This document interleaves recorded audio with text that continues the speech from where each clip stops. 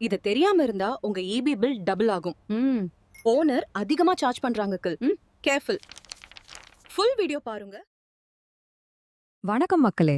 நீங்க வாடகை வீட்ல குடியிருக்கிறீங்களா? அப்போ இந்த விஷயம் உங்களுக்கு தான். நாம கட்டுற கரண்ட் பில்ல நம்மளுக்கே தெரியாம எப்படி ஒரு பெரிய தில்லு முள்ளு நடக்குது, அதிலிருந்து நாம எப்படி தப்பிக்கலான்னு தான் இன்னைக்கு விலாவாரியா பார்க்க போறோம். வாங்க பார்க்கலாம். சரி, முதல்ல ஒரு முக்கியமான கேள்வி.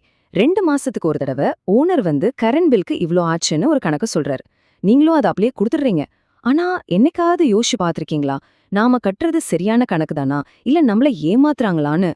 நாம அதிகமா காசு கொடுக்கறோமா இல்லையான்னு தெரிஞ்சுக்கிறதுக்கு முன்னாடி முதல்ல அரசாங்கம் எப்படி கரண்ட் பில்ல கணக்கு போடுறாங்கன்னு புரிஞ்சுக்கிட்டாதான் எங்க தப்பு நடக்குதுன்னு கண்டுபிடிக்க முடியும். வாங்க அதை சிம்பிளா பாத்திரலாம். நம்ம தமிழ்நாடு மின்சார வாரியம், அதாவது டிஎன்இபி, வீட்டு கரண்ட்டுக்கு ஸ்லாப் சிஸ்டம்னு ஒன்ன பயன்படுத்துறாங்க. அப்படின்னு என்னன்னா, நீங்க கம்மியா கரண்ட் யூஸ் பண்ணா ஒரு யூனிட்டோட விலை ரொம்ப கம்மியா இருக்கும். ஆனா யூஸ் பண்ண அந்த யூனிட்டோட விலை ஏறிக்கிட்டே போகும். இதுதான் கணக்கு. இப்போ இந்த அட்டவணைய பாருங்க. இதுதான் அரசாங்கத்தோட அதிகாரப்பூர்வ கணக்கு. முதல் 100 யூனிட்டுக்கு ஒரு பைசா கூட கிடையாது, அது ஃபுல்லா ஃப்ரீ. அதுக்கு மேல 101 இருந்து 400 யூனிட் வரைக்கும் ஒரு யூனிட்டுக்கு ₹4.70. இது மாதிரி யூனிட் அதிகமாக ஆக விலை ஏறிட்டே போகும். இது சொந்த வீடா இருந்தாலும் சரி, வாடகை வீடா இருந்தாலும் சரி, தமிழ்நாட்டுல இருக்கிற எல்லா வீட்டுக்கும் இதுதான் ஒரே சட்டம். சரி, கவர்மெண்ட் கணக்கு இவ்ளோ தெளிவா இருக்கு, அப்புறம் எங்கதான் பிரச்சனை வருது? இங்கதான் நம்மள ஏமாத்துற வேலை ஆரம்பிக்குது. நம்மள எப்படி ஏமாத்துறாங்கன்னு புரிஞ்சுக்கலாம் வாங்க.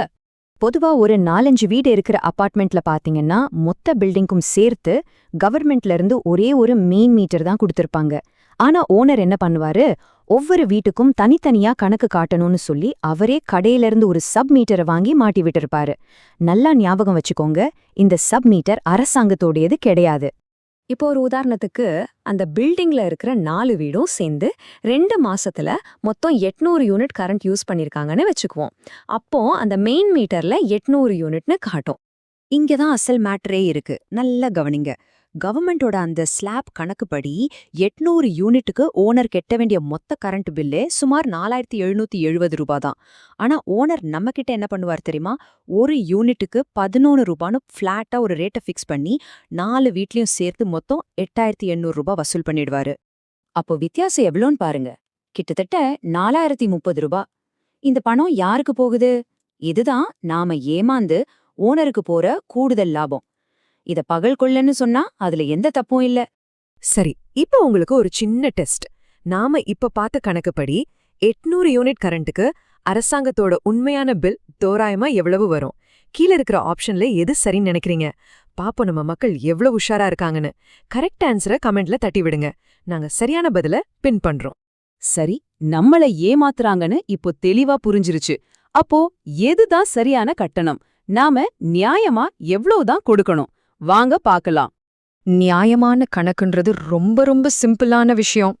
ஓனர் அரசாங்கத்துக்கு மொத்தமா எவ்வளவு பில் கட்டினாரோ அந்த தொகைய மொத்தமா ஓடின யூனிட்டால வகுக்கணும். அவ்வளவுதான்.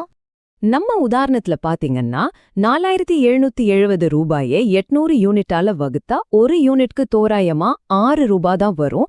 ஆனா ஓனர் நம்ம கிட்ட வாங்குறது ₹11. வித்தியாசத்தை பாத்தீங்களா? இதுதான் நியாயமான கணக்கு. ஓகே, இப்போ நாம ஏமாந்துகிட்டு இருக்கோம்னு நல்லாவே தெரிஞ்சிருச்சு. இதுக்கு என்னதான் தீர்வு? நம்ம உரிமைகள் என்ன நடவடிக்கை எடுக்கலான்னு இப்போ ஒன்னொன்னா பார்க்கலாம். முதல்லயே சண்டைக்கு போகாதீங்க. முதல்ல உங்க ஓனர்கிட்டயே போய் மெதுவா பேசுங்க. அண்ணே, அந்த ஒரிஜினல் டிஎன்இபி பில்ல காட்டுங்க, அதுபடி கணக்க பாத்துக்கலான்னு கேளுங்க. 2வது, இதுக்கு ஒரு நிரந்தரமான தீர்வு வேணும்னா எங்க வீட்டுக்கு மட்டும் தனியா ஒரு மீட்டர் போட்டுத்தாங்கன்னு கேளுங்க. இதுதான் பெஸ்ட் வழி. இதுக்கும் மசீலன்னா அப்புறம்தான் அடுத்த கட்டம். தைரியமா புகார் கொடுக்கலாம். எங்க புகார் கொடுக்கலான்னு கேட்டீங்கன்னா, டிஎன்இபியோட டோல் ஃப்ரீ நம்பருக்கு ஃபோன் பண்ணி சொல்லலாம்.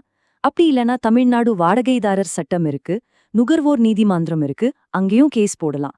ரொம்ப முக்கியமான விஷயம், இதனால உங்க கரண்ட், தண்ணி எதையாவது கட் பண்ணா அது சட்டப்படி ரொம்ப பெரிய தப்பு.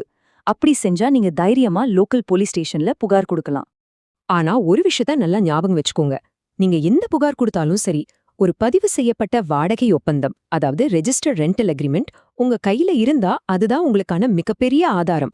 அதனால வீட்டுக்கு குடி போறதுக்கு முன்னாடியே அக்ரிமெண்ட்டை ரெஜிஸ்டர் பண்ண மறந்துடாதீங்க. சரி, இப்ப நீங்க சொல்லுங்க, உங்க வீட்ல ஒரு யூனிட்க்கு உங்க ஓனர் எவ்வளவு காசு வாங்குறாரு? நீங்க எந்த ஊர்ல இருந்தாலும் சரி. இந்த வீடியோ பார்த்ததுக்கு நன்றி. வீடியோ பிடிச்சிருந்தா லைக் பண்ணுங்க, நண்பர்களுக்கும் ஷேர் பண்ணுங்க. செல்லூர் இ சேவா இன்ஃபோ சேனலை மறக்காமல் சப்ஸ்கிரைப் பண்ணுங்க நண்பர்களே.